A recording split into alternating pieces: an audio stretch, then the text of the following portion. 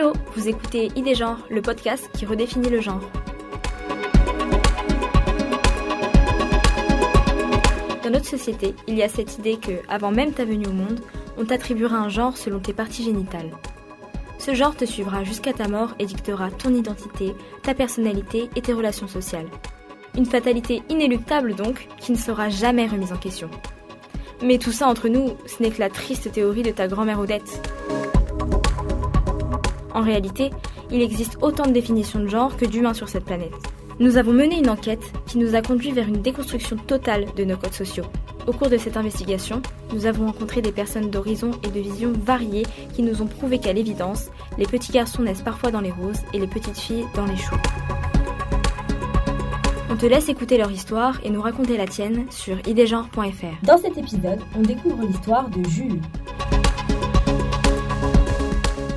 Je me suis pas rendu compte que j'étais trans quand j'étais enfant. Je vivais vraiment une scolarité de petite fille et j'ai été élevée comme une petite fille pendant des années. Donc, j'ai pas vécu de dysphorie quand j'étais gosse en fait. Donc, j'étais heureux.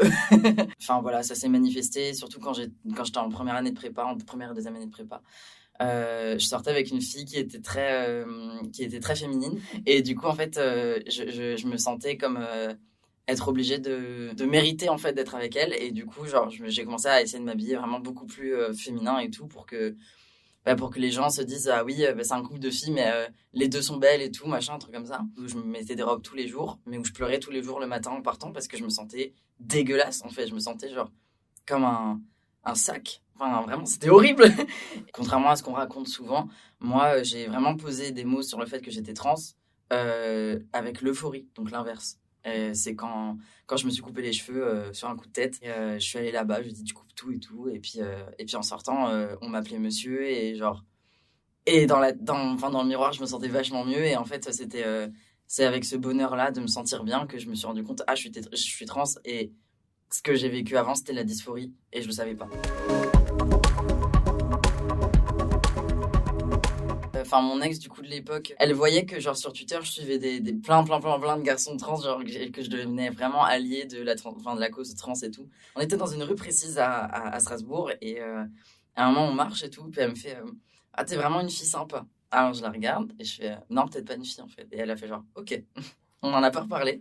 Et puis après, en fait, c'était elle qui vraiment prenait un peu les devants pour me dire, écoute, je sens qu'il y a un truc qui change. Si tu veux qu'on change de prénom, de pronom, tu me le dis, on le fait. Si tu veux qu'on en parle, on en parle. On va dire que j'ai eu la chance de l'avoir dans ma vie à ce moment-là parce qu'elle m'a vraiment mis à l'aise. Et c'est elle qui me poussait un peu à réfléchir et à dire, bon, aujourd'hui, on va changer et tout. Et quand les gens ont vu qu'elle m'appelait Ju et qu'elle disait il et elle des fois, personne ne s'est posé de questions. Ils ont fait pareil. Et puis un jour, je leur ai dit, écoute, voilà, je pense que je suis trans et tout. Ok, pas de souci. Et la famille, c'est venu plus tard, mais ça s'est bien passé aussi. Ma nièce qui a 6 ans, pareil, c'est passé.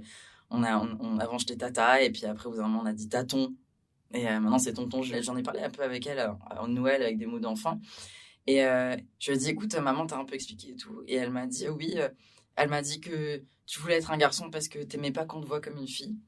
Et j'ai trouvé ça hyper important parce que d'habitude, quand on explique la transidentité aux enfants, c'est machin se sent mal dans son corps, il veut devenir un truc. Et alors que non, en fait, moi je suis très bien dans mon corps, c'est juste, j'aime pas comment on me voit de l'extérieur. Je trouvais ça génial qu'une gamine de 6 ans, elle comprenne.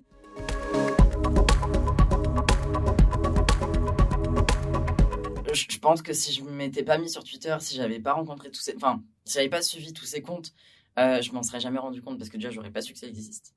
Et j'aurais pas su, entre guillemets, comment être trans.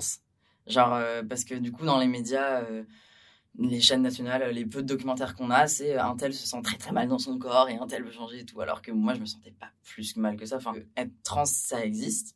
Et que être trans, c'est pas un modèle de transidentité, c'est plein de modèles en fait. C'est même pas des modèles, il y a plein de façons d'être trans.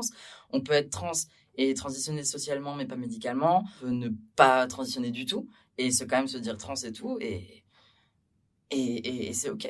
Mais ça paraît impossible à figurer comme ça, mais dans un monde idéal, juste il n'y a pas de filles, il n'y a pas de garçons en fait. Il y a que des femelles et des mâles. C'est très bizarre, mais il n'y a pas d'attente, il y aurait pas d'attente par rapport aux bébés, il y aurait pas d'attente par rapport aux femmes, pas d'attente par rapport aux hommes. On serait que des animaux qui vivent ensemble.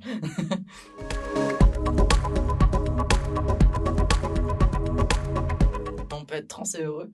Et ça, c'est un truc qu'on n'entend pas souvent parce qu'on fait toujours la représentation des trans qui pleurent dans leur chambre devant un miroir et tout, alors que non, en fait, on peut être trans et être très heureux. On espère que cette écoute vous a inspiré et qu'elle contribuera à pousser au changement des représentations du genre en France. Nous aimerions que ce projet devienne une édification collective en soutien aux minorités de genre. Alors, on vous encourage vivement à écrire et témoigner sur idgenre.fr ou sur le compte Instagram idgenre. Plus on sera nombreux à parler, plus on fera entendre nos voix et plus on pourra revendiquer nos droits. Qui que tu sois, ton histoire compte et on a besoin de toi.